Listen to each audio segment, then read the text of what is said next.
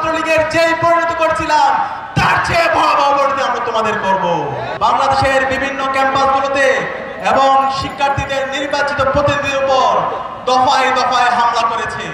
গতকাল আমরা দেখতে পেয়েছি জগন্নাথ বিশ্ববিদ্যালয় কেন্দ্রীয় ছাত্র সংসদের ভিপিজেএস সহ নির্বাচিত প্রতিনিধির উপর ওই দলের অছাত্র সন্ত্রাসীরা বর্বরোচিত কায়দায় হামলা করেছে। হামলার পরে যখন এই শিক্ষার্থীরা চিকিৎসার জন্য হাসপাতালে যাচ্ছিল, সেই হাসপাতালেও কাপুরুষের মতো এই সন্ত্রাসীরা হামলা করেছে।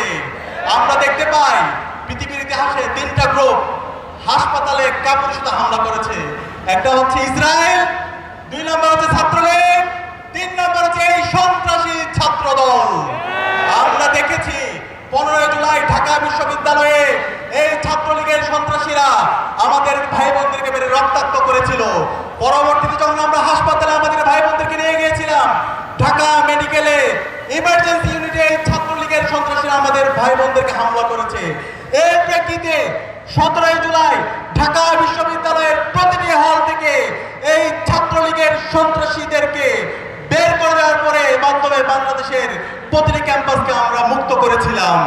আমরা ছাত্র দলের সন্ত্রাসীদেরকে বলতে চাই, তোমরা যদি এই সন্ত্রাসের পথ অব্যাহত রাখো, ক্যাম্পাসগুলোতে যদি আবার গণরম গ্যাস্ট্রোমের কালচার ফিরে নিয়ে আসতে চাও, আমার ভাইদের উপর হামলা করো, বোনদের উপর হামলা অব্যাহত রাখো।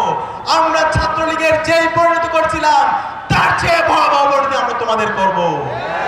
আমরা তারেক জিয়াকে অনুরোধ করব, তারেক জিয়া, আপনি যদি মনে করেন আপনি সেই 90-এর দশকে আছেন অথবা 2001-এর পর থেকে ক্যাম্পাসগুলোতে যে সন্ত্রাসের রাজত্ব করেছেন, সেই সন্ত্রাস করে আবার ক্যাম্পাসগুলোতে দখলদারিত্ব করবেন, সেই রাজনীতি আর চলবে না। আমরা বেঁচে থাকতে আবু সাঈদের উত্তরসূরিরা, শহীদ আলী রায়হানের উত্তরসূরিরা বেঁচে থাকতে ক্যাম্পাসগুলোতে আর এই গণরম গ্যাসরুম সন্ত্রাসের রাজনীতি আমরা ফিরতে দেব না ইনশাআল্লাহ। আপনারা কি আছেন আমাদের সাথে?